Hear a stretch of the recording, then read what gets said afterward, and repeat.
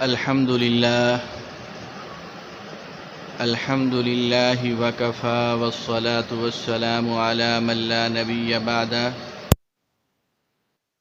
بعد فأعوذ بالله من الشيطان الرجيم. بسم الله الرحمن الرحيم.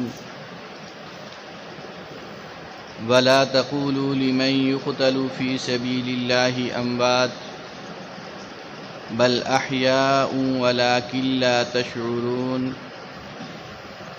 وقال تعالى في مقام آخر: إنما يريد الله ليذهب عنكم الرجس أهل البيت ويطهركم تطهيرا. وقال النبي صلى الله عليه وسلم: الحسن والحسين سيدا شباب أهل الجنة. صدق الله العظيم وبلغنا رسوله النبي الكريم الأمين، ونحن على ذلك لمن الشاهدين والشاكرين، والحمد لله رب العالمين.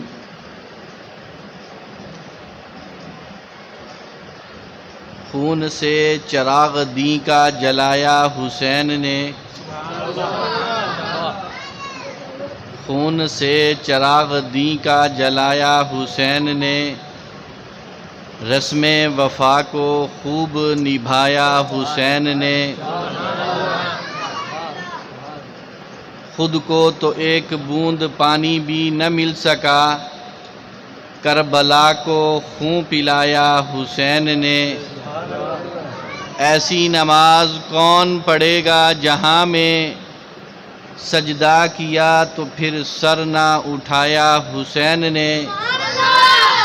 سب کچھ خدا کی راہ میں قربان کر دیا، اصغر سا پھول بھی نہ بچایا حسین نے.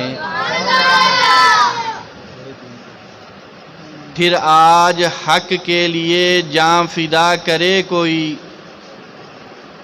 پھر آج حق کے لیے جاں فدا کرے کوئی، وفا بھی جھوم اٹھے یوں وفا کرے کوئی.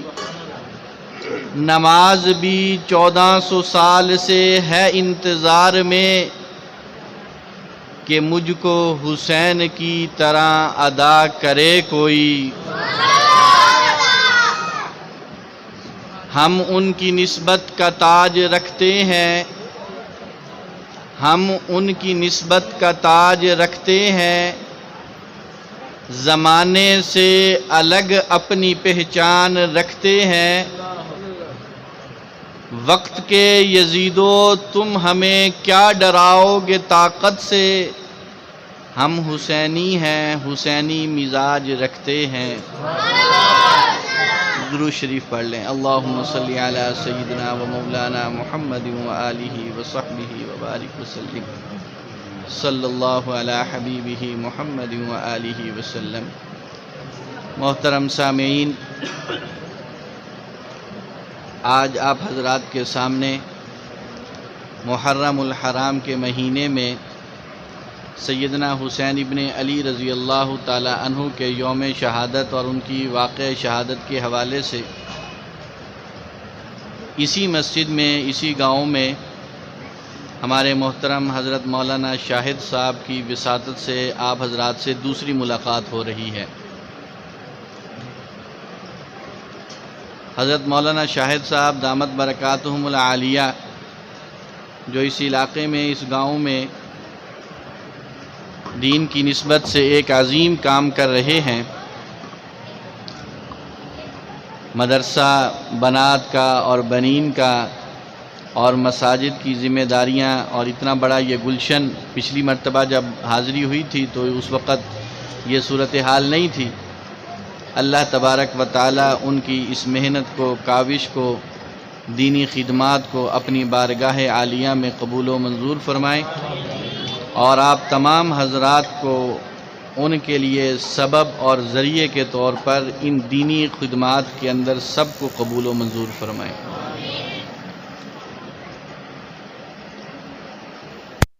بلا تمہید میں موضوع کی طرف آنا چاہتا ہوں. حضور سرور کائنات امام الانبیاء خاتم النبیین میرے اور آپ کے محبوب پیغمبر سیدنا محمد الرسول اللہ صلی اللہ علیہ وسلم، اللہ تبارک و تعالی نے آپ کو جو اولاد عطا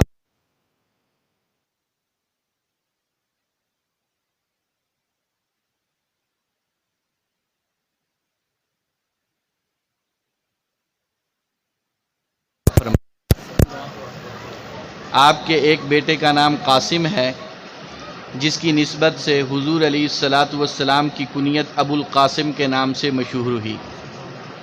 آپ کے ایک بیٹے کا نام عبداللہ ہے، جن کے لقب حدیث اور سیر کی کتابوں میں طیب اور طاہر بھی ملتے ہیں، اور آپ کے تیسرے اور آخری بیٹے کا نام جناب ابراہیم ہے۔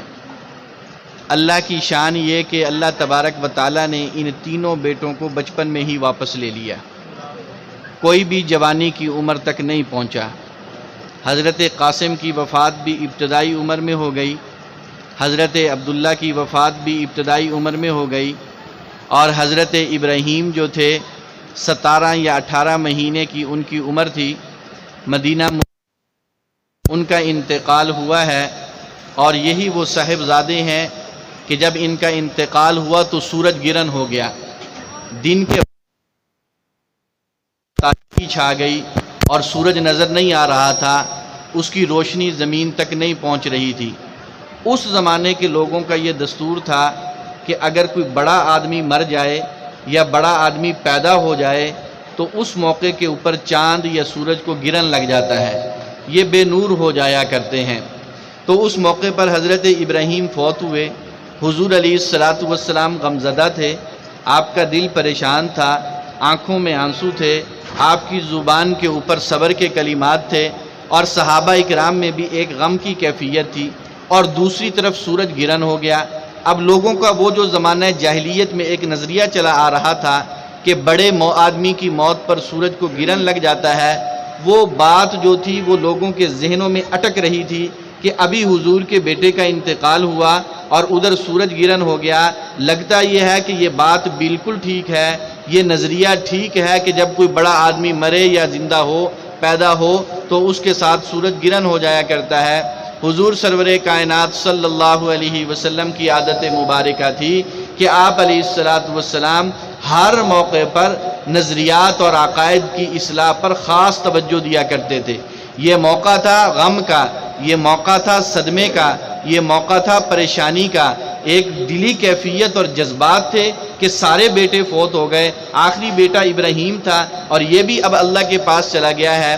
لیکن چونکہ لوگوں کا ایک نظریہ خراب ہو رہا تھا تو حضور علیہ الصلاۃ والسلام نے جب اپنے بیٹے کی نماز جنازہ پڑھائی تو اس موقع پر آپ نے جناب ابراہیم کی اسی وفات کے موقع پر اور ان کی تدفین کے موقع پر آپ علیہ الصلاۃ والسلام نے صحابہ کو ایک خطبہ دیا، اور جس کے اندر آپ نے یہ بات ارشاد فرمائی تھی، الشمس والقمر آیتان من آیات اللہ لا ینخسفان لموت احد ولا لحیاتہ۔ لوگوں یہ بات یاد رکھو کہ یہ سورج اور چاند یہ اللہ کی نشانیوں میں سے دو نشانیاں ہیں، نہ کسی کی موت کی وجہ سے یہ گرہن ہوتے ہیں، نہ کسی کی زندگی کی وجہ سے ان کو گرہن لگتا ہے۔ یہ تو اللہ کی نشانیاں ہیں۔ اللہ تعالیٰ جب چاہتا ہے ان کو بے نور کر دیتا ہے، ان کی روشنی ختم کر دیتا ہے، ان کے اندر اندھیرا اور تاریکی پیدا کر دیتا ہے۔ یہ اللہ کی مرضی کے ساتھ ہوتا ہے، نہ کسی کی زندگی سے اس کا کوئی تعلق ہے، نہ کسی کی موت سے اس کا کوئی تعلق ہے۔ تو یہ تین بیٹے اللہ نے حضور کو عطا فرمائے، لیکن یہ تینوں واپس لے لیے۔ اسی طرح اللہ تبارک و تعالیٰ نے حضور علیہ السلام کو 4 بیٹیاں عطا فرمائیں۔ آپ کی ایک بیٹی کا نام حضرت زینب ہے، ایک بیٹی کا نام حضرت رقیہ ہے، ایک بیٹی کا نام حضرت ام کلثوم ہے، ایک بیٹی کا نام خاتون جنت سیدہ فاطمہ الزہرا رضی اللہ عنہا وعنہن۔ یہ حضور علیہ السلام کی 4 بیٹیاں ہیں جو اللہ نے آپ کو عطا فرمائی۔ پہلی بیٹی حضرت زینب، ان کا نکاح ابو العاص بن ربیع کے ساتھ ہوا۔ دوسری بیٹی حضرت رقیہ، ان کا نکاح حضرت عثمان غنی رضی اللہ تعالی عنہ کے ساتھ ہوا۔ لیکن جب بدر کی لڑائی ہو رہی تھی، حضور جنگ بدر میں مصروف تھے، حضرت رقیہ کا انتقال ہو گیا۔ حضور علیہ الصلاۃ والسلام جنازے میں اور تدفین میں شریک نہیں ہو سکے، صحابہ دفن کر کے مٹی ڈال چکے تھے جب حضور علیہ السلام مدینہ منورہ میں پہنچے ہیں۔ حضرت رقیہ کے انتقال کے بعد حضور علیہ السلام نے اپنی دوسری بیٹی حضرت ام کلثوم جو تھی ان کا نکاح حضرت عثمان کے ساتھ کر دیا۔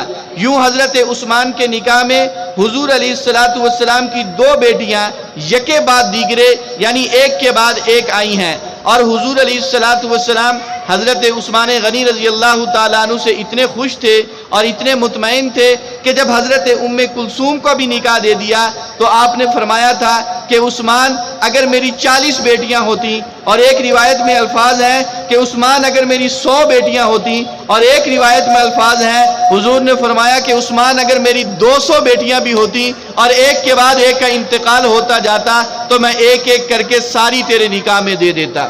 یہ حضرت عثمان غنی کی فضیلت ہے، ان کی خصوصیت ہے۔ حضور علیہ السلام کی چوتھی اور آخری بیٹی اور جو پیاری اور لاڈلی بیٹی تھی جنہیں جنت کہا جاتا ہے، سیدہ فاطمہ الزہرا رضی اللہ عنہا، ان کا نکاح ہوا حضرت علی رضی اللہ تعالی عنہ کے ساتھ۔ حضرت علی کے ساتھ جو ان کا نکاح ہوا، اب چونکہ پوری تفصیل کا وقت نہیں تو میں چونکہ اپنے موضوع کی طرف آنا چاہتا ہوں، صرف ابتدائی طور پر 2-4 باتیں عرض کر رہا ہوں۔ یہ ہمارے ایمان اور عقیدے کی باتیں ہیں اور ہمارے لیے یہ یاد رکھنے کی چیزیں ہیں کہ کون کہاں اور کس وقت پیدا ہوا۔ حضرت علی کے ساتھ حضرت فاطمہ الزہرا رضی اللہ عنہا کا نکاح ہوا۔ اللہ کی شان یہ کہ اللہ تبارک و تعالیٰ نے حضرت علی کو حضرت فاطمہ کے پیٹ اور ان کے بطن سے 3 بیٹے عطا فرمائے۔ لیکن یہاں پر ایک بات یاد رکھیے کہ حضرت علی رضی اللہ تعالی عنہ کا جو حضرت فاطمہ کے ساتھ نکاح ہوا ہے، جب تک حضرت فاطمہ حیات رہی ہیں، زندہ رہی ہیں، حضرت علی نے اور نکاح نہیں کیا۔ ان کی زوجیت کے اندر اور کوئی بیوی نہیں آئی۔ حضرت فاطمہ کی وفات کے بعد پھر حضرت علی نے اور مختلف نکاح کیے ہیں اور اللہ نے ان سے حضرت علی کو اولاد بھی عطا فرمائی ہے۔ جس طرح سرور کائنات صلی اللہ علیہ وسلم کا پہلا نکاح 25 سال کی عمر میں حضرت خدیجہ الکبریٰ رضی اللہ تعالی عنہا کے ساتھ ہوا، اور جب تک حضرت خدیجہ حیات رہی ہیں حضور علیہ السلام نے دوسرا نکاح نہیں کیا۔ ان کی وفات کے بعد پھر آپ علیہ السلام نے باقی نکاح کیے۔ اسی طرح حضرت علی رضی اللہ عنہ کا پہلا نکاح جب حضرت فاطمہ کے ساتھ ہو گیا تو حضرت فاطمہ کی زندگی میں حضرت علی نے دوسرا نکاح نہیں کیا۔ ان کی وفات کے بعد پھر اور نکاح کیے ہیں۔ حضرت فاطمہ کے ساتھ جو ازدواجی زندگی گزاری، اللہ تبارک و تعالیٰ نے 3 بیٹے عطا فرمائے۔ ان میں پہلا بیٹا یہ 3 ہجری میں پیدا ہوا، یعنی جس سال میں احد کی لڑائی ہوئی ہے اس سے اگلے سال پہلا بیٹا پیدا ہوا۔ اللہ کی شان، اللہ نے بیٹا عطا فرمایا۔ حضرت علی رضی اللہ عنہ حضور علیہ السلام کے پاس تشریف لے گئے، محبوب اللہ نے مجھے بیٹا عطا کیا ہے، آپ کا نواسا پیدا ہوا ہے۔ حضور علیہ السلام نے خوشی کا اظہار فرمایا۔ روایت میں الفاظ آتے ہیں وہ حضرت حسن تھے، حضور علیہ السلام کو وہ بچہ پیش کیا گیا۔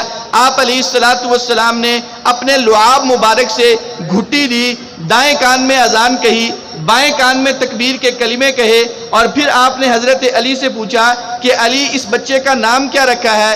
علی رضی اللہ تعالی عنہ چونکہ خود شجاع تھے، بہادر تھے، جری تھے، جنگجو تھے، دشمن پر حملہ کرنے والے تھے، آپ چاہتے تھے کہ جو میرے بیٹے پیدا ہوں وہ بھی میری طرح بہادر ہونے چاہیے، شری اور جری ہونے چاہیے، اور اسی طرح جنگجو ہونے چاہیے۔ اس زمانے کے اندر لوگ نام بھی اس قسم کا رکھتے تھے کہ نام کا اثر مسمى پر ہوا کرتا ہے کہ جیسا نام ہوگا ویسی شخصیت کے اندر نکھار آ جاتا ہے۔ تو اس زمانے میں لوگ اپنے بچوں کے نام رکھتے تھے بہادروں والے، جنگجو والے، طاقتوروں والے نام رکھا کرتے تھے۔ حضرت علی نے اسی مناسبت سے سوچا ہوا تھا کہ اگر میرا بیٹا پیدا ہوگا تو میں اس کا نام رکھوں گا حرب۔ حرب کا معنی جنگجو، بہادر، لڑنے والا، دشمن پہ حملہ کرنے والا۔ تو حضور نے پوچھا علی بچے کا نام کیا رکھا؟ آپ نے کہا میں نے تو سوچا ہے کہ اس کا نام حرب ہونا چاہیے۔ آپ نے فرمایا نہیں، اس کا نام حرب نہیں ہے، میں نے اس کا نام حسن رکھ دیا ہے۔ حضور علیہ السلام نے نام حسن تجویز کیا، اور یہ وہی حسن ہے جو بعد میں حضرت حسن رضی اللہ عنہ کے نام سے مشہور ہوئے۔ 1 سال کے وقفے سے 10 یا 11 مہینے کا وقفہ ہے۔ اگلے سال سن 4 ہجری میں شعبان کے مہینے میں 5 تاریخ کو اللہ نے حضرت علی رضی اللہ عنہ کو ایک اور بیٹا عطا کیا۔ اسی طرح دستور کے مطابق حضور علیہ السلام کو اطلاع دی گئی ایک روایت میں آتا ہے کہ جب آپ کو اطلاع ملی آپ خود تشریف لائے حضرت علی کے گھر میں کہ میں آپ کے بیٹے کو دیکھنا چاہتا ہوں۔ ایک روایت میں ہے کہ نہیں، حضرت علی خود لے کے گئے اور جا کے حضور کی گود میں ڈالا کہ اللہ نے مجھے دوسرا بیٹا عطا کیا ہے۔ حضور علیہ السلام نے اسی دستور کے مطابق گھٹی کے طور پر اپنا لعاب مبارک ان کے منہ میں ڈالا، دائیں کان میں اذان کہی، بائیں کان میں تکبیر کے کلمے کہے، اور پھر آپ نے پوچھا علی اس کا کوئی نام تو نہیں رکھا؟ جی نام تو میں نے رکھ دیا ہے۔ کیا نام رکھا ہے؟ جی میں نے اس کا نام حرب رکھا ہے، میری خواہش ہے کہ میرے بیٹے کا نام حرب ہونا چاہیے۔ آپ نے فرمایا نہیں، پہلے بچے کا نام بھی میں نے رکھا تھا، تیرے دوسرے بیٹے کا نام بھی میں ہی رکھوں گا، وہ حسن ہے، اس کا نام میں نے حسین رکھ دیا ہے۔ اللہ تبارک و تعالیٰ نے حضرت علی کو ایک تیسرا بیٹا بھی عطا فرمایا۔ جب وہ پیدا ہوا حضور علیہ السلام کو اطلاع دی گئی، اسی دستور کے مطابق آپ نے گھٹی بھی دی، آپ نے اذان بھی کہی، تکبیر کے کلمے بھی کہے، اور پھر حضرت علی سے پوچھا علی اس کا کوئی نام تو نہیں رکھا؟ محبوب نام تو میں رکھ چکا ہوں، مجھے تو ایک ہی نام پسند ہے، میرے تو ایک ہی جگہ پر ذہن اڑا ہوا ہے کہ میں نے اپنے بچے کا نام حرب رکھنا ہے۔ پہلے کا نام حرب رکھا تھا، آپ نے تبدیل کر دیا، سر تسلیم خم ہے جو مزاج یار میں آئے۔ میں نے دوسرے بیٹے کا نام حرب رکھا، آپ نے تبدیل کر کے حسین رکھ دیا، مجھے منظور ہے۔ آپ نے کہا اچھا اب بتاؤ اس کا نام کیا رکھا ہے؟ فرمانے لگے کہ میں نے اس کا نام حرب رکھا ہے۔ آپ نے فرمایا کہ نہیں، اس کا نام بھی میں رکھوں گا اور اس کا نام محسن ہے۔ اور ایک روایت میں الفاظ ہے آپ نے فرمایا محسن، دو قسم کے لفظ آتے ہیں، یا محسن یا محسن۔ بہرحال یہ حضرت علی کے 3 بیٹے تھے۔ اسی طرح اللہ تبارک و تعالیٰ نے حضرت علی کو حضرت فاطمہ رضی اللہ عنہا کے پیٹ سے 3 بیٹیاں بھی عطا فرمائی تھی۔ 3 بیٹے تھے اور 3 بیٹیاں عطا فرمائی۔ حضرت فاطمہ کی اپنی بہنوں کے ساتھ محبت کا عالم یہ ہے کہ پہلی بیٹی پیدا ہوئی، حضرت فاطمہ نے اپنی بڑی بہن کے نام پہ اس بیٹی کا نام زینب رکھا۔ دوسری بیٹی پیدا ہوئی، اپنی دوسری بہن کے نام پہ اس کا نام رقیہ رکھا۔ تیسری بیٹی پیدا ہوئی، اپنی تیسری بہن کے نام پہ اس کا نام ام کلثوم رکھا۔ یہ حضرت فاطمہ کی اپنی بہنوں کے ساتھ محبت تھی کہ وہ بہنیں تو دنیا سے چلی گئی تھیں، دنیا سے کوچ کر گئی تھیں، لیکن ان کو یاد رکھنے کے لیے ان کے ناموں کے اوپر اپنی بیٹیوں کے نام رکھ دیے۔ اللہ نے یہ 6 اولادیں حضرت علی کو حضرت فاطمہ کے بطن سے عطا فرمائی۔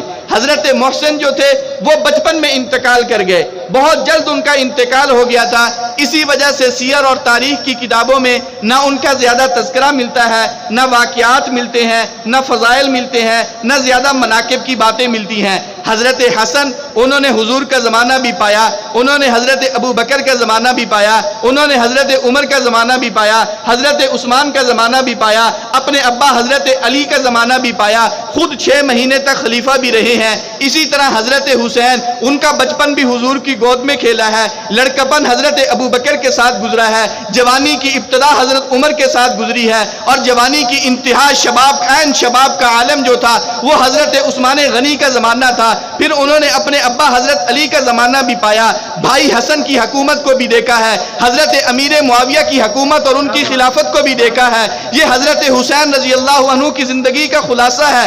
اللہ نے ان کو ایک لمبی زندگی عطا کی ہے کہ ان کا بچپن بھی نرالا، ان کا لڑکپن بھی نرالا، ان کا جوانی بھی نرالی، ان کی شباب اور عالم وہ بھی نرالا تھا، اور ان کا بڑھاپا جو تھا دنیا سے، اس دنیا سے جانا اور کوچ کرنا، وہ بھی اہل دنیا کے لیے اور اہل اسلام کے لیے ایک بے مثال قربانیوں کی داستان ہے۔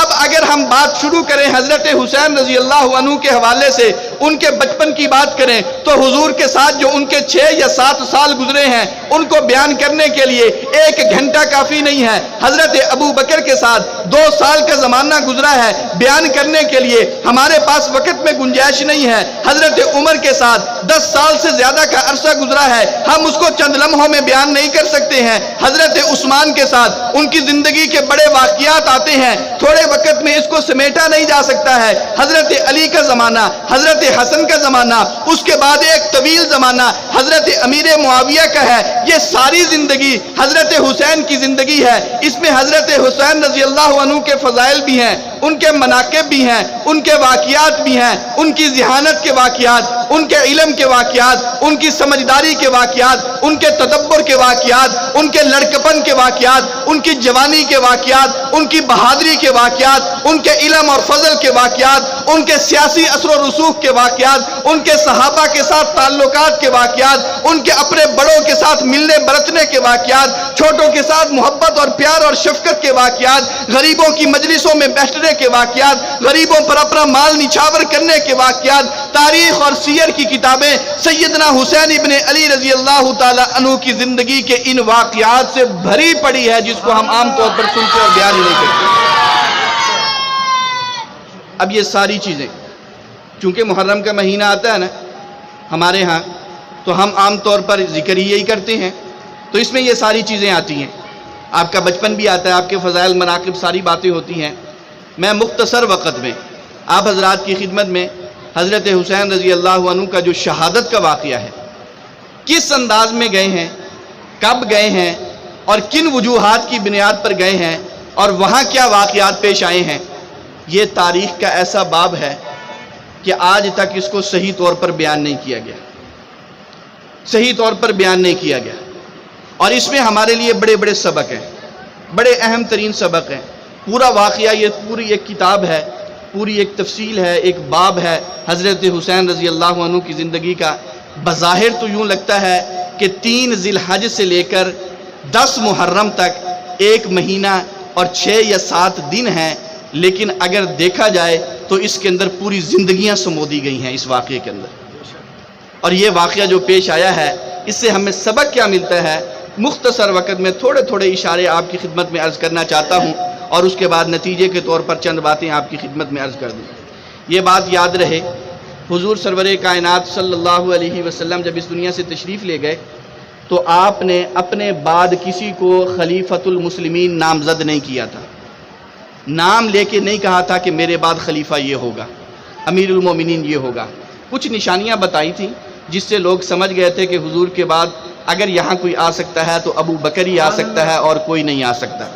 کچھ نشانیاں تھیں جس سے لوگ سمجھتے تھے، اور انہوں نے اتفاقی طور پر حضور علیہ السلام کے بعد حضرت ابو بکر کو آپ کا مصلی بھی دیا، آپ کا منبر بھی دیا، آپ کا محراب بھی دیا، اور ریاست مدینہ کے اندر امیر المومنین اور خلیفۃ الرسول ہونے کا لقب بھی عطا فرمایا۔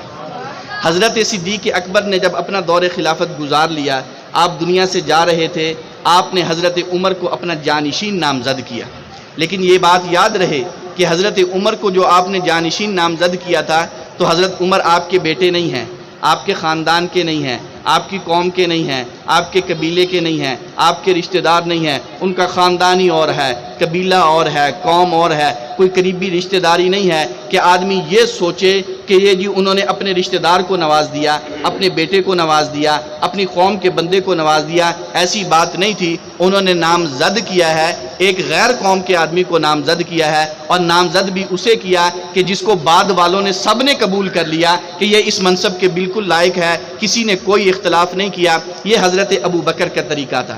پھر حضرت فاروق اعظم رضی اللہ عنہ جس وقت ان کو برچھا لگا ہے اور زخمی ہو گئے اور 3 دن تک زخموں کی حالت میں آپ رہے، آپ سمجھ رہے تھے کہ زخم بہت زیادہ گہرے ہیں اور بالکل شہادت کا واقعہ پیش آنے والا ہے، اس موقع پر حضرت فاروق اعظم رضی اللہ عنہ کو مشورہ دیا گیا کہ آپ بھی اپنے بعد کچھ کر کے جائیں نا، کہ جس طرح صدیق اکبر آپ کو نامزد کر گئے تھے، آپ بھی اپنے بعد کسی کو نامزد کر دیں۔ حضرت فاروق اعظم رضی اللہ عنہ نے مختلف حضرات کے مشورے سے کسی ایک کو نامزد نہیں کیا، بلکہ 6 صحابہ کے نام پیش کیے تھے، ان کی ایک کمیٹی بنائی تھی، اس میں حضرت عبد الرحمن بن عوف بھی ہیں، اس میں حضرت سعد بن ابی وقاص بھی ہیں، اس میں حضرت طلحہ بھی ہیں، اس میں حضرت عثمان بھی ہیں، اس میں حضرت علی بھی ہیں، اس میں حضرت زبیر بھی ہیں۔ آپ نے 6 حضرات کی ایک کمیٹی بنائی تھی کہ یہ 6 آدمی وہ ہیں جو 10 مبشرہ میں سے ہیں، چنے ہوئے ہیں، حضور کے بہترین صحابہ میں سے ہیں، ان میں سے یہ آپس میں مشورہ کر کے کسی ایک کو اپنا بڑا بنا لیں اور وہی مسلمانوں کے لیے امیر المومنین بن جائے۔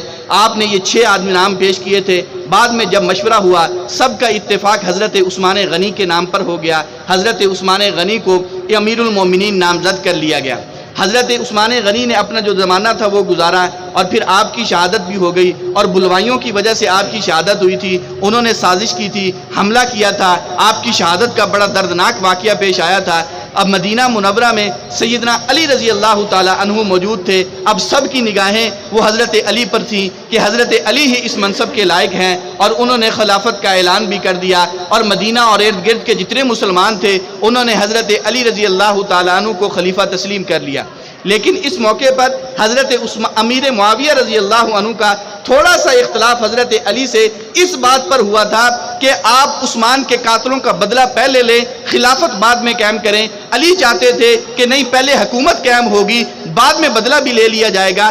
اس بات پہ تھوڑا سا اختلاف ہوا، انہوں نے خلافت کا انکار نہیں کیا تھا۔ حضرت علی خلیفہ مانے گئے، منتخب خلیفہ تھے، اور اس طریقے کے ساتھ ان کا بھی انتخاب ہو گیا۔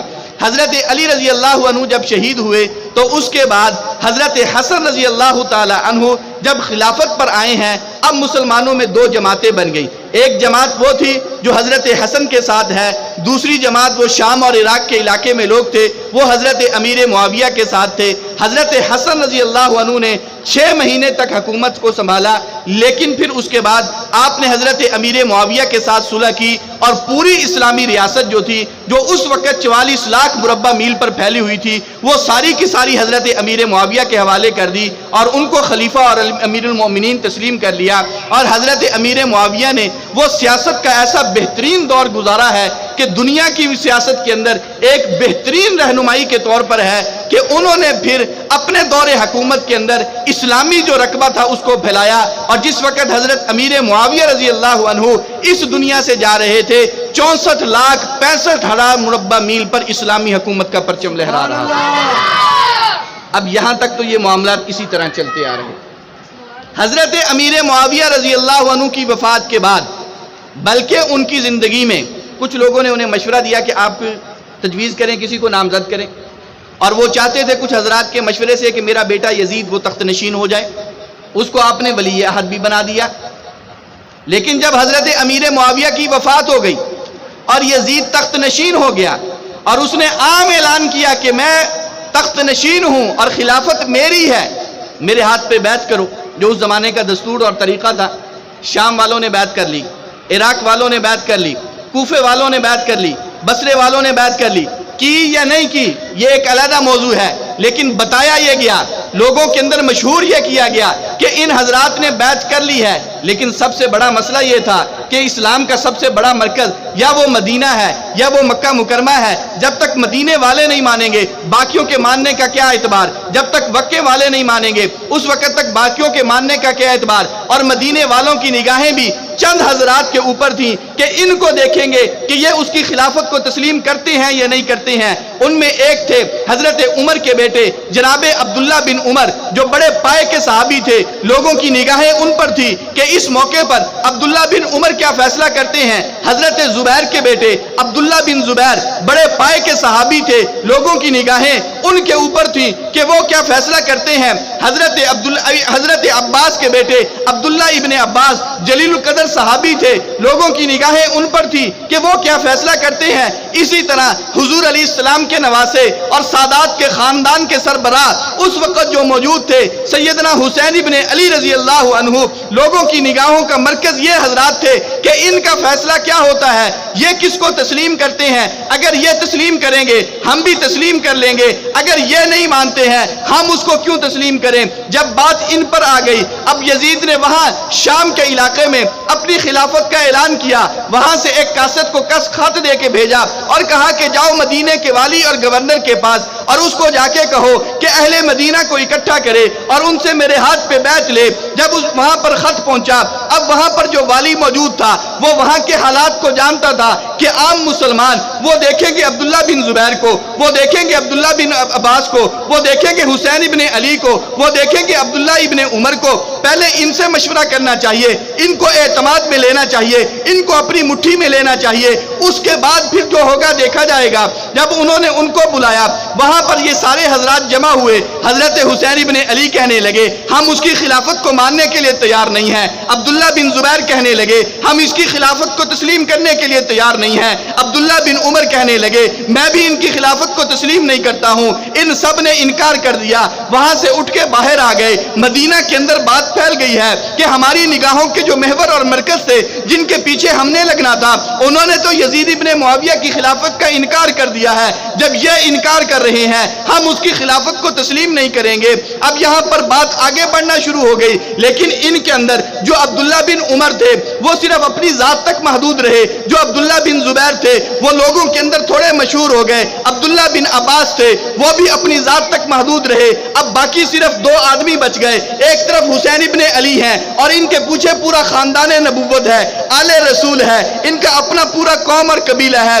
دوسرے عبداللہ بن زبیر ہیں، ان کی بھی ساری کی ساری تعاون اور مدد انہی کے ساتھ ہے کہ آپ جو فیصلہ کریں گے ہمیں وہ منظور ہو جائے گا۔ ایک طرف یہ بات تھی، دوسری طرف کوفے سے ایک خط آتا ہے کہ وہاں سے یہ خط آیا جس کے اندر یہ لکھا ہوا ہے کہ ہم نے یزید کی خلافت کو تسلیم نہیں کیا ہے، ہم نے اس کی حکومت کو تسلیم نہیں کیا ہے، ہم نے اس کی حکومت کو مانا نہیں ہے، زبردستی ہم سے خلافت کے اوپر بیعت کروائی جا رہی ہے، زبردستی ہم سے باتیں کروائی جا رہی ہیں، ہم بیعت کرنے کے لیے تیار نہیں ہیں۔ آپ نواسے رسول ہیں، حضرت علی کے بیٹے ہیں، حضرت فاطمہ کے فرزند ہیں، اگر آپ وہاں سے آ کے کوفہ میں آ جائیں ہم آپ کے ہاتھ پر بیعت کریں گے۔ اور یہ خط لکھنے والا کوئی ایک آدمی نہیں تھا، شاہ عبدالعزیز محدث دہلوی رحمۃ اللہ علیہ جو ہندوستان کے سارے محدثین کے سروں کے تاج ہیں، وہ فرماتے ہیں 12,000 خطوط لکھے گئے، اتنے خطوط جمع ہوئے کہ بوریاں بھر گئیں۔ ہر خط میں یہ لکھا جا رہا تھا کہ ہم یزید کو خلیفہ ماننے کے لیے تیار نہیں،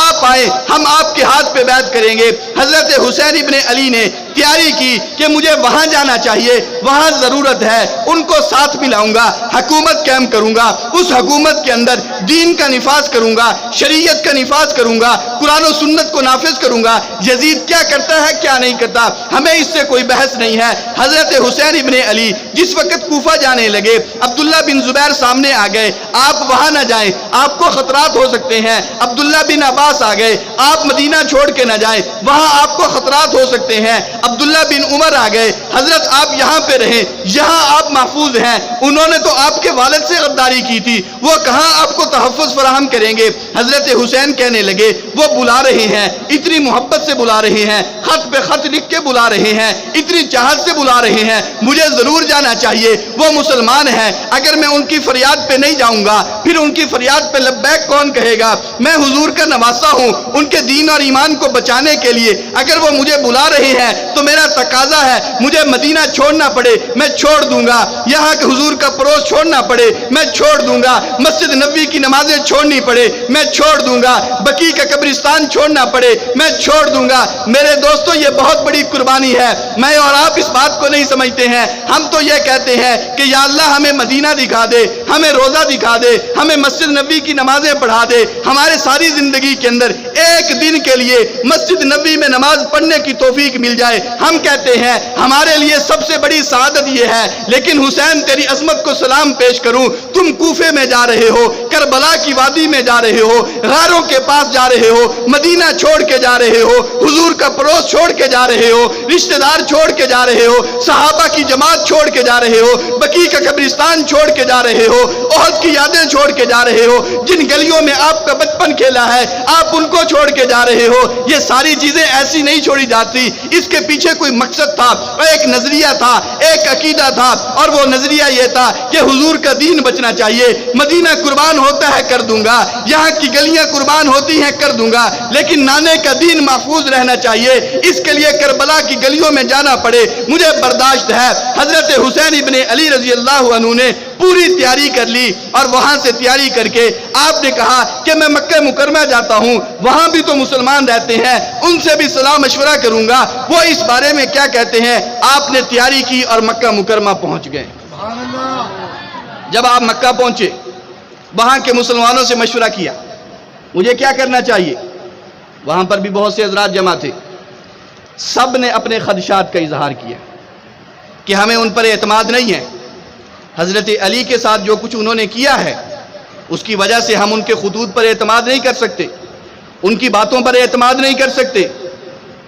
آپ مہربانی کریں نہ جائیں۔ کہا اگر میں نہیں جاؤں گا، مدینے سے یہاں آ گیا ہوں مکے میں، یزید کی حکومت قائم ہو گئی ہے، ایک نہ ایک دن وہ مکے پہ بھی چڑھائی کر دے گا، زبردستی ہم سے بیعت لے گا، ہمیں کچھ کرنا چاہیے نا۔ تو مشورہ دینے والے نے مشورہ دیا، حضرت آپ نہ جائیں، آپ یوں کریں پہلے اپنے کوئی نمائندہ بھیج دیں، اپنا قاصد بھیج دیں، وہ وہاں پہ جائے، جا کے تحقیق تو کرے واقعی ان کے جذبات یہ ہیں جو انہوں نے لکھے ہیں، کہیں ایسا تو نہیں کہ لکھا کچھ اور جا رہا ہو، حالات وہاں کے کچھ اور ہوں۔ آپ نے کہا یہ رائے اچھی ہے۔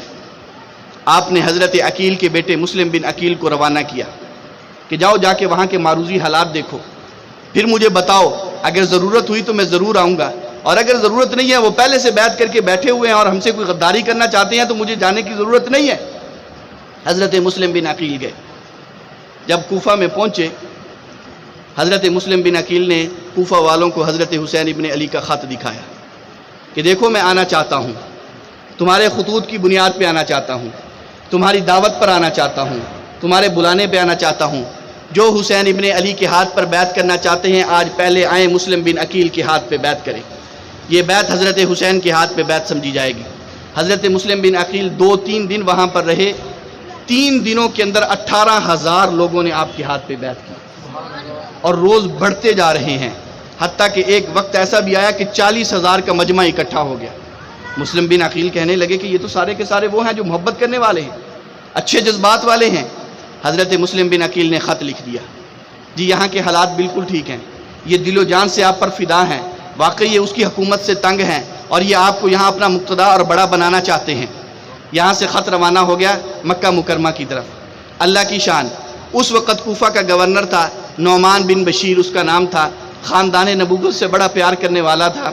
اس نے کہا جو ہوگا بعد میں دیکھا جائے گا، مجھے ان پر سختی نہیں کرنی چاہیے، یہ نبوت کا خاندان ہے، آل رسول ہیں، جو بھی ہو رہا ہے وہ خاموش ہو گئے، انہوں نے سختی نہیں کی، انہوں نے ڈرایا دھمکایا نہیں، ان کو روکا نہیں کہ جو ہوتا ہے اندر کھاتے یہ معاملات ہوتے رہے، لوگ آتے رہے، بیعت کرتے رہے، عہد و وفا کرتے رہے، مسلم بن عقیل سے جاتے رہے۔ وہاں کوفیوں کے اندر ایک غدار تھا، اس نے خط لکھا یزید کو، اور خط کے اندر اس نے کہا کہ تمہارا گورنر نعمان بن بشیر وہ تو کچھ کر ہی نہیں رہا ہے، یہاں مسلم بن عقیل آیا ہوا ہے، لوگوں سے بیعت لے رہا ہے، حضرت حسین وہاں سے چلے ہوئے ہیں، وہ یہاں عنقریب پہنچنا چاہتے ہیں، یہ تمہارے مقابلے میں ایک نئی حکومت قائم کرنا چاہتے ہیں، حالات اگر ابھی نہیں کنٹرول کرو گے بعد میں تمہارے لیے بڑی مشکل ہو جائے گی۔ خط یزید کے پاس پہنچا، وہاں سے اس نے ایک آدمی کو روانہ کیا جس کا نام ابن زیاد تھا، اور وہ بڑا سخت اور جری قسم کا آدمی تھا اور بڑا عجیب قسم کا آدمی تھا۔ فوراً اس کو ایک خط دیا کہ جاؤ تم کوفہ کے اندر پہنچو اور وہاں پہ جا کے نعمان بن بشیر کو معزول کر دو، اور اس کے مقابلے میں وہاں کی گورنری تم سنبھالو، کوفہ کا گورنر بھی تو، بصرہ کا گورنر بھی تو۔ اب یہ وہاں سے چلا اور یہ کوفہ میں پہنچا اور بڑی شان و شوکت کے ساتھ داخل ہوا۔ مسلمانوں یہاں پر وہاں کوفے والوں کو ایک دھوکہ اور بھی لگ گیا، انہوں نے پہلے سے حضرت حسین کو دیکھا ہوا نہیں تھا، ان کی شکل و شبہات سے واقف نہیں تھے، ان کے چہرے کو دیکھا ہوا نہیں تھا۔ جس وقت یہ عبید اللہ بن زیاد کوفہ کے بازاروں میں داخل ہوا، انہوں نے کہا کہ ہم انتظار کر رہے تھے نواسہ رسول کا، لگتا یہ ہے کہ یہ نواسہ رسول ہے، یہ خاندان نبوت کا فرد ہے، یہ علی کا بیٹا ہے، شیر خدا کا بیٹا ہے، ہماری مدد کو آ گیا ہے۔ لوگ اس کے استقبال کے لیے باہر نکلے، اس کے آگے پیچھے ہزاروں کا مجمع اکٹھے ہو گیا، وہ ایک کھلے میدان میں جمع ہوا اور اس نے وہاں پر سب کو کہا کہ تم جو سمجھ رہے ہو میں وہ نہیں ہوں، میں نعمان بن بشیر کی جگہ پر کوفہ کا نواں گورنر بن کے آیا ہوں، میرا نام ابن زیاد ہے، میں نے اس کو معزول کر دیا ہے، آج کے بعد میری مانی جائے گی۔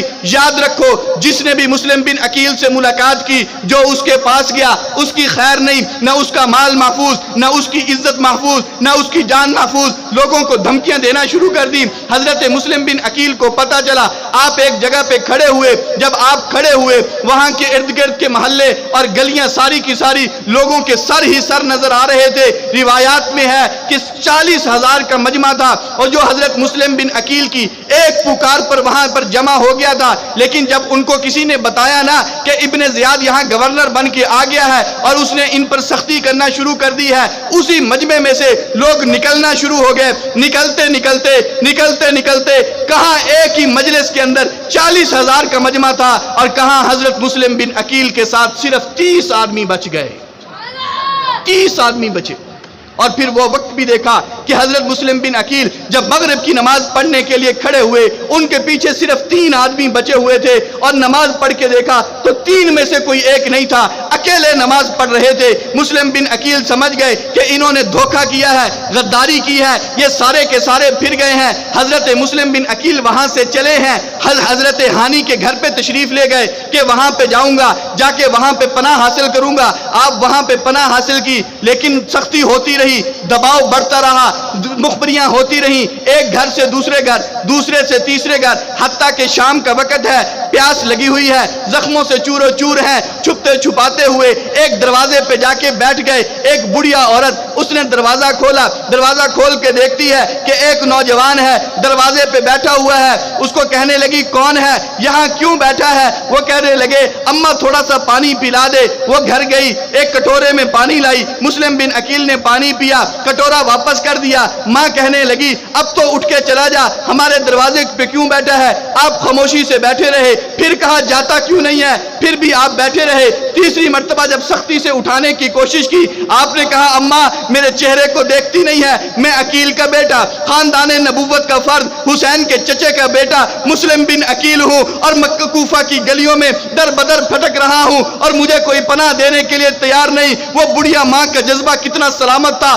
سارے کوفے والے چھوڑ گئے تھے، بڑے بڑے جری اور بہادر وعدے کرنے والے اور خط لکھنے والے سارے چھوڑ کے چلے گئے تھے۔ وہ اکیلی عورت تنے تنہا ان کو اٹھاتی ہے، سہارا دیتی ہے، بیٹا میرے گھر میں آ کے پناہ لے لے۔ ان کے گھر میں پناہ لے لی۔ اس کا بیٹا آیا جس کا نام بلال تھا، وہ صحن میں بیٹھا ہوا ہے۔ وہ کیا دیکھتا ہے کہ میری ماں کو کوئی پریشانی لگی ہوئی ہے، کبھی یہ کمرے میں جاتی ہے، کبھی باہر آتی ہے، پھر جاتی ہے، پھر باہر آتی ہے۔ اس نے کہا اماں کیا بات ہے؟ کہا بیٹا کوئی بات نہیں۔ چھپانے کی کوشش کی کہ کہیں میرا بیٹا مخبری نہ کر دے، جا کے بتا نہ دے۔ کہتے ہیں کہ بیٹے نے زبردستی کی، جا کے دروازہ کھولا تو نظر آ گیا کہ حضرت مسلم بن عقیل موجود ہیں۔ وہ جلدی سے باہر بھاگا، محمد بن اشد سے جا کے ملاقات کی، اس کو اپنے گھر کا حال بتایا۔ وہ زیادہ مخبری تھا عبید اللہ بن زیاد کا، اس نے جا کے گورنر کو اطلاع کر دی۔ وہاں سے فوجیں آ گئی حضرت مسلم بن عقیل کو پکڑنے کے لیے۔ مسلم بن عقیل وہ جری بہادر تھا،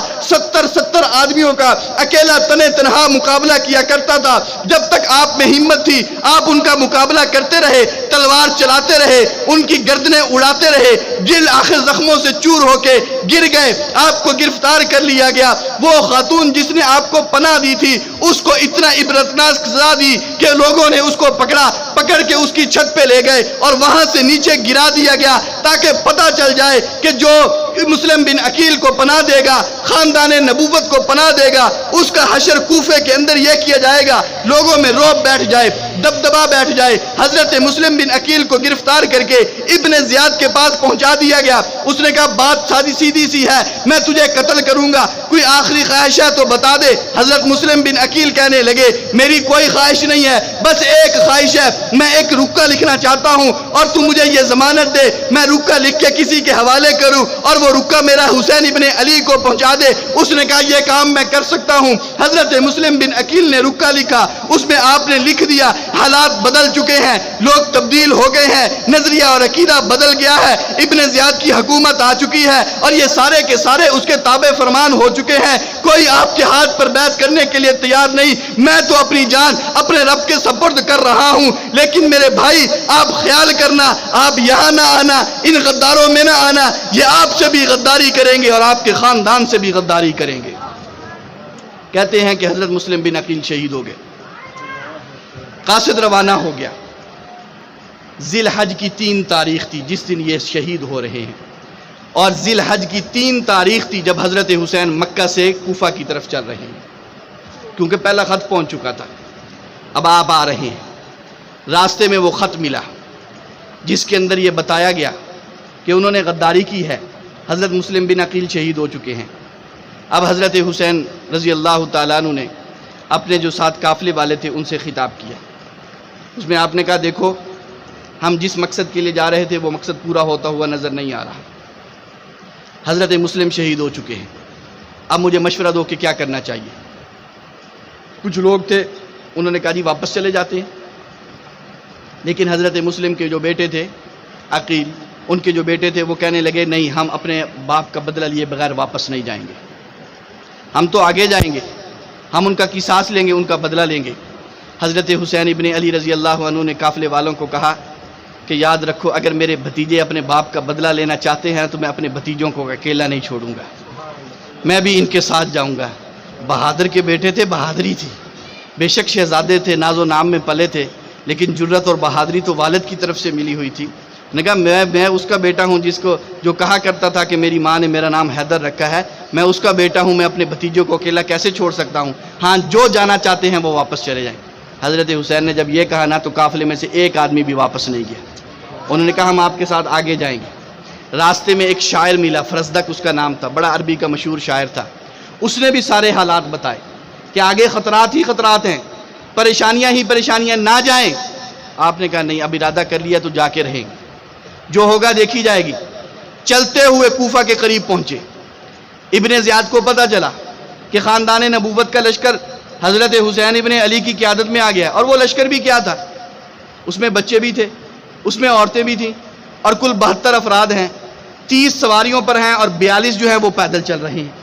اب یہ کوئی لشکر تو نہیں ہے، کوئی جری بہادروں کا لشکر تو نہیں کہ جو حملہ کرنے کے لیے جا رہا ہو، جو لڑنے کے لیے جا رہا ہو. یہ تو دعوت پر جا رہے تھے، انہوں نے بلایا تھا اس لیے جا رہے تھے. اب جس وقت وہاں گئے نا تو اس نے ایک لشکر روانہ کیا کہ ان لوگوں کو کوفے میں داخل نہ ہونے دینا. ابن زیاد کی یہ چال تھی، اس نے کہا ان کو کوفے میں داخل نہ ہونے دینا. آج کوفے والے ہمارے ساتھ ہیں، کیا پتہ رسول اللہ کے نواسے کا چہرہ دیکھیں اور بدل جائیں اور ان کے ساتھ شامل ہو جائیں، اس لیے جتنا ہو سکتا ہے ان کو کوفے سے باہر رکھو. 1000 کا لشکر آیا حر بن یزید کی قیادت میں، اور انہوں نے حضرت حسین کو وہاں پر روک لیا.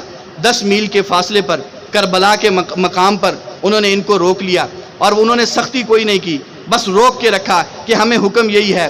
اور پھر اس کے بعد 4000 کا لشکر شمر کی قیادت میں اور آیا، اور وہ بھی وہاں پر انہوں نے آ کے گھراؤ کر لیا. اب آپ اندازہ لگائیں یہ شہادت کا کتنا کربناک واقعہ ہے. 1000 کا لشکر پہلے آیا ہے، 4000 کا لشکر اوپر سے اور آ گیا ہے، اور انہوں نے محاصرہ کیا ہوا ہے ان 72 افراد کے قافلے کا، جس کے اندر بچے بھی ہیں، بوڑھے بھی ہیں، جس میں عورتیں بھی ہیں، اور جس میں نہتے بھی ہیں، اور جن کے پاس سواریاں بھی پوری نہیں ہیں، جن کے پاس اسلحہ بھی پورا نہیں ہے. مذاکرات ہوتے رہے، بات چیت ہوتی رہی. حضرت حسین ابن علی نے جب یہاں پر پہنچ کے حالات کا جائزہ لیا، آپ نے 3 باتیں رکھی. آپ نے کہا میری پہلی بات یہ ہے کہ میں تم سے لڑنے کے لیے نہیں آیا. اگر میں لڑنے کے لیے آتا میں بچوں کو ساتھ نہ لاتا، لڑنے کے لیے آتا گھر کی خواتین کو ساتھ نہ لاتا، لڑنے کے لیے آتا نہتا نہ آتا، مدینے سے لشکر تیار کرتا، مکے والوں کو ساتھ ملاتا، رستے سے لوگوں کو اکٹھا کرتا، ایک جری بہادر لشکر کے ساتھ تمہارے اوپر حملہ آور ہوتا. میرا آنا میرے حالات بتاتے ہیں، میں لڑنے کے لیے نہیں آیا، میں تو ان کوفیوں کی دعوت پر آیا تھا. لیکن جب میں آ گیا یہاں کے حالات مجھے پتہ چل گئے. میں 3 باتیں تمہارے سامنے رکھتا ہوں، ان میں سے جو بھی چاہو اختیار کر لو. پہلی بات یہ ہے جہاں سے آیا ہوں مجھے واپس جانے دیا جائے، میں مدینہ منورہ جانا چاہتا ہوں. دوسری بات یہ ہے کہ مجھے یزید کے دربار میں لے چلو، وہ بھی وہاں پر بیٹھا ہے، میں اس کے سامنے پیش ہوں گا، بات چیت کروں گا، مذاکرات کروں گا، ٹیبل ٹاک ہوگی، گفتگو ہوگی، کسی نہ کسی بات پر ہم دونوں اکٹھے ہو سکتے ہیں. یا وہ میری بات مانے گا یا میں اس کی بات مان لوں گا. تیسری بات یہ ہے کہ مجھے اسلامی سرحد پہ بھیج دیا جائے، جہاں مجاہدین رہتے ہیں میں بھی وہاں پہ رہوں گا. اسلامی سرحد پہ ساری زندگی کافروں سے لڑتے ہوئے انہیں جہنم واصل کرتے ہوئے زندگی وہاں پہ گزار دوں گا. اب یہ باتیں بالکل معقول تھیں، تینوں میں سے کسی پر بھی عمل کیا جا سکتا تھا. لیکن ان میں ایک بدبخت جسے شمر کہا جاتا ہے، اس نے کہا نہیں نہیں یہ کام کبھی نہ کرنا، اس کی باتوں میں نہ آنا. اگر اس کو مدینہ واپس جانے دے دیا گیا یہ وہاں لشکر اکٹھا کرے گا، جماعت اکٹھی کرے گا، پھر ہمارے اوپر حملہ آور ہو جائے گا. یہ تو اس کی طاقت کو بڑھانے والی بات ہے. اس کو اسلامی سرحد پہ نہ بھیجنا، یہ ساری فوجیں لے کے ہمارے اوپر چڑھائی کر دے گا. کیونکہ وہ سمجھتے تھے کہ یہ خاندان نبوت کا فرد ہے، یہ رسول اللہ کا نواسا ہے، کوئی عام انسان نہیں ہے، علی شیر خدا کا بیٹا ہے، جس میدان میں جائے گا فتح کے جھنڈے گاڑ دے گا، لوگ اس کے پیچھے چل پڑیں گے۔ اس لیے وہ سمجھتے تھے یہ مدینے جائے تب بھی ہماری ہلاکت ہے، یہ اسلامی سرحد پہ جائے تب بھی ہماری ہلاکت ہے۔ انہوں نے کہا یزید کے دربار میں، کہا وہاں تو کبھی نہ بھیجنا، یزید کو پتہ نہیں یہ اپنی باتوں میں الجھا لے، اور پھر اگر معاملات ان کے آپس میں صحیح ہو گئے ہماری درمیان میں خیر نہیں ہوگی، ہم پھر بھی پس جائیں گے۔ انہوں نے کہا بات تو نے صحیح کہی ہے۔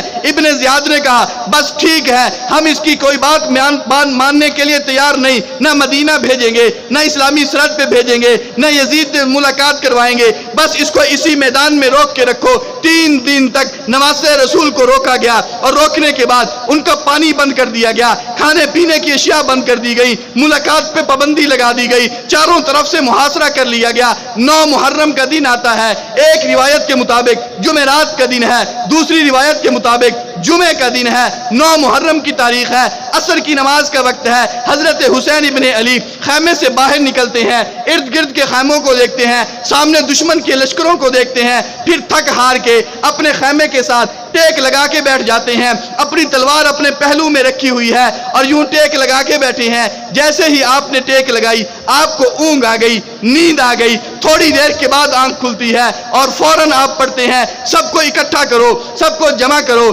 کہا کیا ہوا؟ کہا ابھی تو میں سویا تھا، مجھے خواب میں میرے نانا کی زیارت ہو گئی ہے، حضور نبی کریم صلی اللہ علیہ وسلم میرے خواب میں آ گئے ہیں اور آپ نے مجھے آ کے کہا ہے کہ بیٹے حسین تیاری کر لو، تمہارا ہمارے پاس آنے کا وقت آ چکا ہے۔ اب تو میں وہاں جانے کی تیاری کر رہا ہوں، مجھے پتہ چل چکا ہے، بس میں عنقریب وہاں پر جانے والا ہوں۔ آپ نے حضرت عباس کو بلایا، عباس وہ سامنے دشمن کے لشکر کھڑا ہوا ہے، ان کے پاس چلے جاؤ، وہ تیاری کر رہے ہیں، صف بندی کر رہے ہیں، اپنی جماعت اکٹھی کر رہے ہیں۔ لگتا یہ ہے کہ وہ آج ہمارے اوپر حملہ کرنا چاہتے ہیں، لیکن ان کو جا کے میرا پیغام دے دو کہ نبی کا نواسہ یہ کہتا ہے آج کی رات کی ہمیں مہلت دے دو، ایک رات ہمیں کچھ نہ کہو، کل تمہاری مرضی، ہمارے ساتھ جو مرضی کر لینا۔ حضرت عباس چلے گئے، ان سے جا کے بات چیت کی، وہ اس بات پہ راضی ہو گئے کہ ٹھیک ہے آج ہم تمہیں کچھ نہیں کہیں گے۔ میرے دوستو، حضرت حسین نے یہ جو ایک رات کی مہلت مانگی تھی یہ مذاکرات کے لیے نہیں مانگی تھی،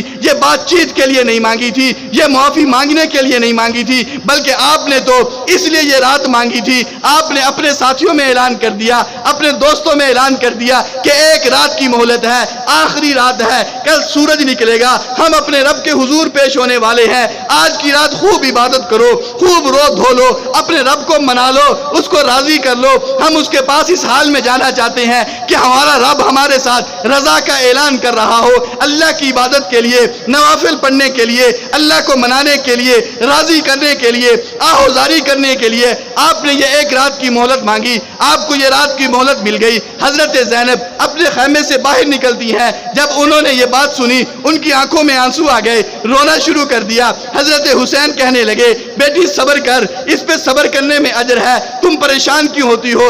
اگر آج میرا دشمن میرے سامنے ہے، وہ مجھے شہید کرنا چاہتا ہے تو کیا ہو گیا ہے؟ میرے نانا مجھ سے افضل تھے، وہ بھی اس دنیا سے چلے گئے، میرے ابا علی المرتضیٰ وہ مجھ سے افضل تھے، انہوں نے شہادت کا جام پی لیا، میری اماں فاطمہ الزہرا وہ بھی موت کے دروازے پہ چلی گئی، میرا بھائی حسن وہ بھی اسی دروازے سے گزر گیا، اگر میں حسین شہید ہوں گا تو میں بھی تو انہی کے پاس جاؤں گا، اپنوں کے پاس جایا کرتے ہیں، پریشان ہونے کی ضرورت نہیں ہے۔ انہیں تسلی دی اور ساری رات عبادت کے اندر گزار دی۔ اب جب صبح ہوئی حضرت حسین نے ساتھیوں کو جمع کیا، سامنے دشمن کو دیکھا کہ وہ لشکر اکٹھا کر کے کھڑے ہیں، 5000 کا لشکر ہے جو ان کے مقابلے میں آیا کھڑا ہے۔ آپ نے بھی لشکر کو ترتیب دینا شروع کیا، حضرت عباس کے ہاتھ میں جھنڈا دیا، ان کو درمیان میں کھڑا کیا، حبیب ابن مطہر کو دائیں طرف کھڑا کیا اور ایک دوسرے صحابی زہیر ان کو بائیں طرف کھڑا کیا اور کہا کہ ان کی حفاظت کرنا، اور لشکر ترتیب دینا شروع کر دیا۔ یزید بن فضیل ایک آدمی تھا، بڑا عجیب انسان تھا، وہ لوگوں میں نکلا اور کہنے لگا یاد رکھو آج تک میں نے باطل کا ساتھ نہیں دیا ہے اور آج بھی میں باطل کا ساتھ نہیں دے رہا، میں حق والوں کے ساتھ کھڑا ہوں۔ ہمیں یہ پیغام مل رہا ہے کہ جتنی سختی ہو، جتنی تکلیف ہو، جتنے لمحات آ جائیں، حق والوں کا ساتھ نہیں چھوڑنا چاہیے۔ فتح حق والوں کی ہوا کرتی ہے۔ اس نے کہا میں کبھی باطل کے ساتھ نہیں کھڑا ہوا، کبھی باطل کی صفوں میں تم نے مجھے نہیں دیکھا، آج بھی میں حق والوں کے ساتھ کھڑا ہوں۔ اور لوگوں یاد رکھو، آج تو میرے اور جنت کے درمیان، ہمارے اور جنت کے درمیان صرف اتنا سا فاصلہ باقی رہ گیا ہے کہ یہ کوفی آگے بڑھیں، ہمارے سر اڑا دیں، ہماری گردنیں قلم کر دیں، ہم شہادت کا جام پہنیں اور جنت کی حوروں کے پاس پہنچ جائیں۔ اب جب لڑائی شروع ہوئی تو حضرت حسین نے اعلان کیا، الا رجل لرجل، آؤ ایک کے مقابلے میں ایک کر کے آؤ، پتہ چلے کہ کون کتنا بہادر ہے۔ ایک ایک آتے رہے کٹتے رہے، آتے رہے کٹتے رہے، آتے رہے کٹتے رہے، سینکڑوں کٹ گئے۔ انہوں نے کہا یہ مقابلہ تو بہت عجیب رہا، اچانک حملہ کرو سب۔ جب سب نے مل کے حملہ کیا، سب سے پہلا وار جو تھا نا وہ حبیب ابن مطہر پہ ہوا، ان کے دائیں بازو پہ وار ہوا۔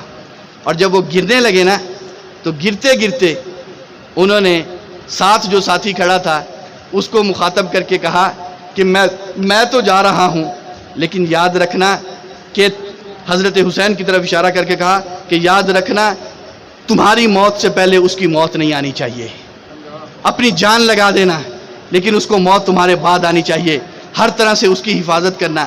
وہ شہید ہو گئے، یزید ابن فضیل شہید ہو گئے، عبداللہ شہید ہو گئے، سوید شہید ہو گئے، ایک ایک کر کے سارے شہید ہوتے رہے۔ ایک اور ساتھی کھڑے تھے، جب وہ شہید ہو کے گرنے لگے نا تو ساتھ والے ساتھی کو کہنے لگے کہ میں دنیا چھوڑ کے جا رہا ہوں، خاندان نبوت کا خیال کرنا۔ تو ساتھی نے کہا ابشر بالجنہ، میں آپ کو جنت کی خوشخبری سناتا ہوں، آپ جو جا رہے ہیں تو آپ کا جانا ضائع نہیں ہے، آپ سیدھا جنت میں جائیں گے۔ وہ بھی آگے سے پلٹ کے کہتا ہے بشرک اللہ بالخیر، جس طرح میں خیر کے راستے پہ جا رہا ہوں، اللہ تمہیں بھی خیر کی خوشخبری نصیب کر دے، تمہیں بھی ہمارے بعد آنا نصیب ہو جائے۔ ایک کے بعد ایک شہید ہوتے رہے، پہلے دوسرے شہید ہوئے، پھر بعد میں خاندان نبوت کے لوگ شہید ہوئے ہیں، پہلے باہر والوں نے قربانیاں دی ہیں۔ شہید ہوتے ہوتے جب سارے شہید ہو گئے، پھر اس کے بعد حضرت حسین ابن علی رضی اللہ عنہ کا بیٹا حضرت علی اکبر سب سے پہلے وہ میدان میں نکلا ہے، اور جب وہ میدان میں نکلا دشمن کا وار ہوا، وہ شہید ہو کے گر گئے۔ حضرت حسین ابن علی آگے بڑھے، جلدی سے جا کے ان کا لاشا اٹھایا۔ کسی کہنے والے نے جملہ کسا کہ حسین آج تک دوسروں کے لاشے اٹھاتے رہے ہو، اب اپنے کا لاشا اٹھاؤ گے تو پتہ چلے گا۔ حضرت حسین نے یوں کر کے لاشا اپنے ہاتھوں میں لیا، نگاہیں آسمان کی طرف اٹھائیں، اللہ اگر تو اس حال میں راضی ہے ہم پھر بھی تیری رضا پہ راضی ہیں۔ ان کو اٹھا کے واپس لے کے رکھا۔ آپ کا بھتیجا حضرت قاسم وہ آگے بڑھتا ہے اور وہ دشمن کے مقابلے میں جاتا ہے، دشمن نے ان کے کندھے پہ وار کیا، ان کا بازو جدا ہو گیا، ان کے منہ سے ایک جملہ نکلا، یا اماں، اے میرے چچا میری مدد کو آؤ۔ حضرت حسین ابن علی کی نگاہیں آسمان کی طرف اٹھ گئیں اور آپ کہنے لگے او میرے بھتیجے، آج دیکھ تیرا چچا کتنا کمزور ہے، اس کا دشمن کتنا طاقتور ہے کہ یہ اپنے بھتیجوں کی مدد بھی نہیں کر پا رہا ہے۔ اور نگاہیں آسمان کی طرف اٹھا کے کہنے لگے اللہ تو قادر ہے، تو تیرے پاس تو قوتیں ہیں، تو ان سے بدلہ لے سکتا ہے۔ بھتیجے کا لاشا بھی اٹھا لیا، ایک ایک کر کے بھائی بھی شہید ہو گئے، ابو بکر شہید ہوئے، عباس شہید ہوئے، عمر شہید ہوئے، سارے بھائی شہید ہوئے، آپ کا بھتیجا شہید ہوا، آپ کا بیٹا شہید ہوا۔ حضرت حسین ابن علی رضی اللہ عنہ انہوں نے اپنے سر کے اوپر جنگی خود پہنا ہوا ہے، جنگی لباس آپ نے پہنا ہوا ہے، آپ دشمن کی طرف نکلتے ہیں۔ جب آپ جاتے ہیں تو اس وقت آپ کے سر پہ کسی نے وار کیا،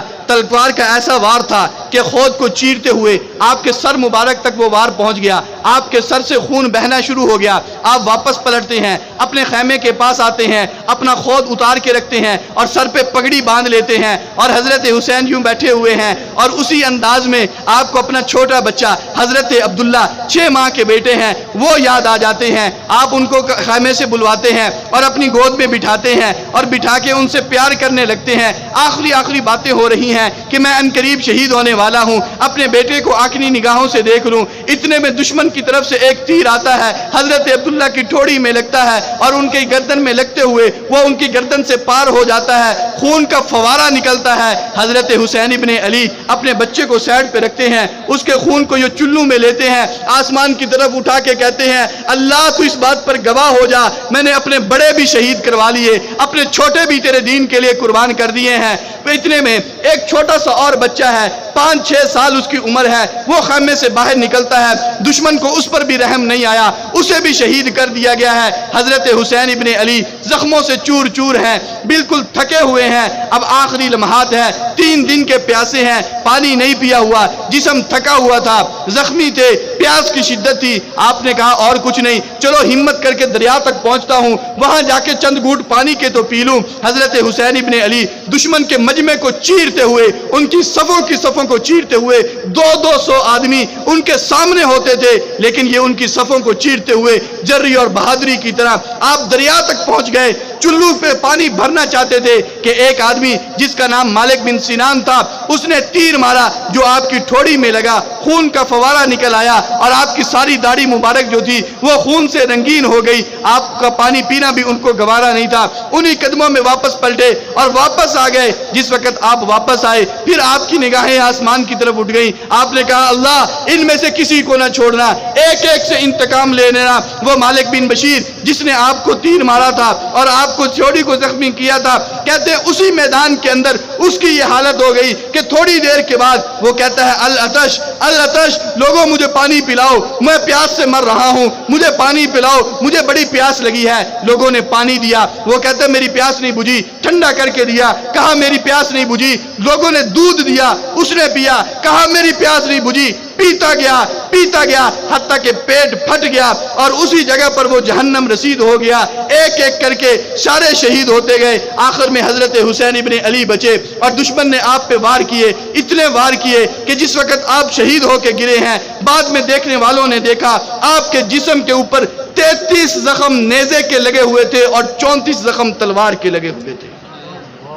اس انداز میں شہید کیا گیا، اور پھر صرف شہید نہیں کیا گیا، آپ کی گردن کاٹ دی گئی، سر تن سے جدا کر دیا گیا اور اس کو اونٹ کے ساتھ باندھا گیا اور اس کو کوفے کے بازار میں لے جایا گیا۔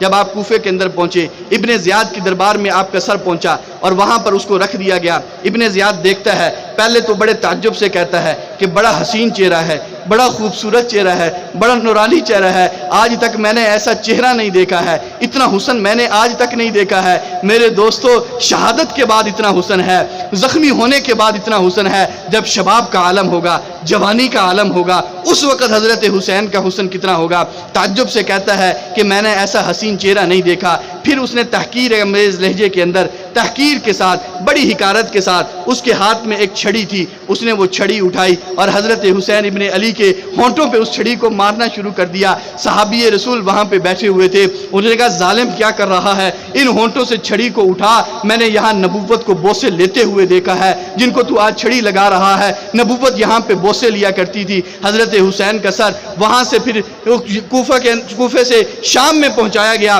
یزید کے دربار میں گیا، اس نے بھی دیکھا، بڑا تعجب کیا اور اس کے ہاتھ میں چھڑی تھی، اس نے بھی آپ کے دانتوں پہ چھڑی مارنا شروع کر دی۔ ابو برزہ اسلمی وہاں پر بیٹھے ہوئے تھے، کہنے لگے ظالم تو نے ظلم کی انتہا کر دی ہے، خاندان نبوت کو شہید کر دیا ہے، کسی کو بچایا نہیں ہے، گردن بھی تو نے کاٹ دی ہے، سر تن سے جدا کر دیا ہے، تیری انتقام کی آگ پھر بھی ٹھنڈی نہیں ہو رہی ہے، پھر بھی تو ان لبوں پہ چھڑی مارتا ہے جن لبوں پہ ہم نے خود دیکھا تھا کہ نبوت مجلس میں بیٹھ کے ان کے بوسے لیا کرتی تھی اور ان کو تو چھڑی مار رہا۔ یہ حال ہوا نبوت کا، خاندان کا۔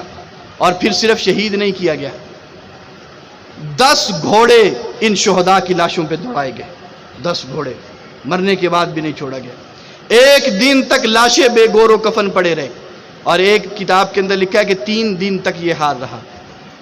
پھر بنو اسد کے لوگ آئے اور انہوں نے جسموں کو اکٹھا کیا اور ان کی قبریں بنانا شروع کی اور ان کی تدفین کر دی، لیکن ان ظالموں کو یہ بھی گوارا نہیں تھا کہ ان کی قبروں کے نشان باقی رہ جائیں اور بعد میں لوگوں کو یادگار کے طور پر یہ محفوظ رہ جائیں کہ یہ خاندان نبوت کی قبریں ہیں، یہ نبی کے نواسوں کی قبریں ہیں، یہ خاندان نبوت اور آل رسول کی قبریں ہیں، یہ نشان باقی رہ جائیں، یہ بھی گوارا نہیں۔ عمر بن سعید جیسا ایک آدمی آیا اور اس نے آ کے دریا کا پانی اس طرف کو چھوڑ دیا، کئی مہینے تک مسلسل پانی وہاں پہ کھڑا رہا، قبروں کے نشان ختم ہو گئے اور بالکل ملیا میٹ کر دیا گیا، کوئی نشان باقی نہیں بچا تھا۔ جس وقت یہ ساری قبریں ختم ہو گئیں، نشان ختم ہو گیا، پانی خشک ہو گیا، بنو اسد کا ایک بوڑھا آدمی لاٹھی ٹیکتے ہوئے اسی میدان میں آ گیا اور جگہ جگہ سے مٹی اٹھاتا ہے سونگتا ہے، اٹھاتا ہے سونگتا ہے، اٹھاتا ہے سونگتا ہے۔ ایک جگہ سے اس نے مٹی اٹھائی اور سونگی، اس کی چیخ نکل گئی، کہنے لگا یہ حضرت حسین کی لاش ہے، یہ آپ کی قبر ہے، یہاں سے نبوت کی خوشبو آ رہی ہے،